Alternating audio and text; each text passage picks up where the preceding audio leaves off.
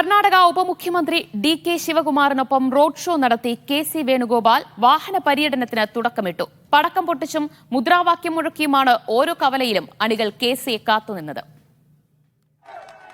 ദേശീയ രാഷ്ട്രീയത്തിന്റെ പ്രാധാന്യം പറഞ്ഞ് സംസ്ഥാന സർക്കാരിനെതിരെ സംസാരിച്ചും ഡി.കെ. ശിവകുമാർ അണികളിൽ ആവേശം നിറച്ചു.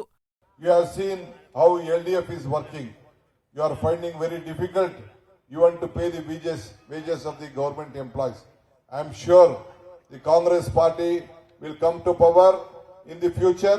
The next election, the UDF will come to the power in Kerala and all this problem will be sorted out. But at the beginning, you have to give us 20 seats. ജാതിമത ഭിന്നത ഉയർത്തി ലാഭം കൊയ്യാൻ ശ്രമിക്കുന്ന മുന്നണികളെ തകർത്തെറിഞ്ഞായിരിക്കും UDF മുന്നേറ്റമെന്ന K C. Venugopal.